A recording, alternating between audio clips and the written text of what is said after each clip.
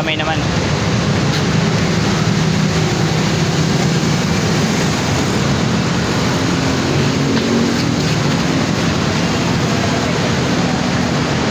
Mantikman na yung mga ganitong hagod, sigurado. Pangangagat talaga. Sarap. Kamay pangalan, customer ko. Pangangan.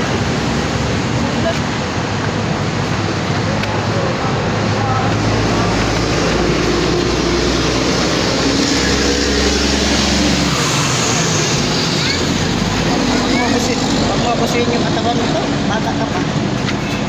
Hindi pa yan nakikinig eh. Lagi ko yan Hindi na. sinasabi. Okay. Pahirapan mo talaga, magulang mo. 16 pa lang yan. Okay ka mo.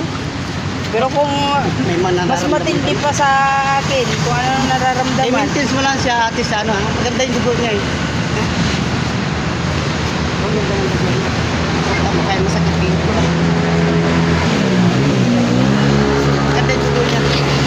Sa 120 overrated. Oo, may... I-maintain mo lang yung dugo niya. Kasi mataba siya.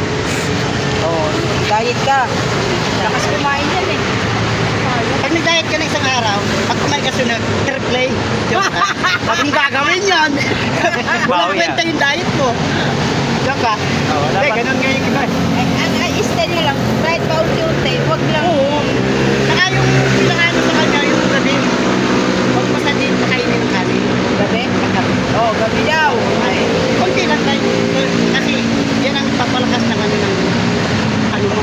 Kasi ma-acid ka rin eh. Hawakan ko lang kamay ka. Kasi bata ka. Paano gagawin kasi? Acid, at tubig lang. Inom-inom na? Tapos yung ano pa-acid sa kanya, yung soft drinks, kape.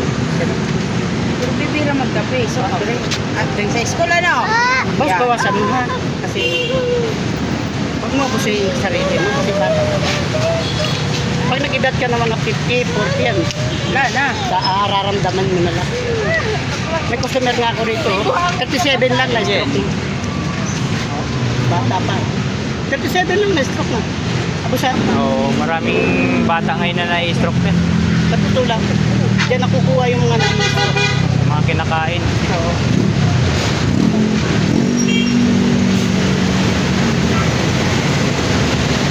Grabe oh.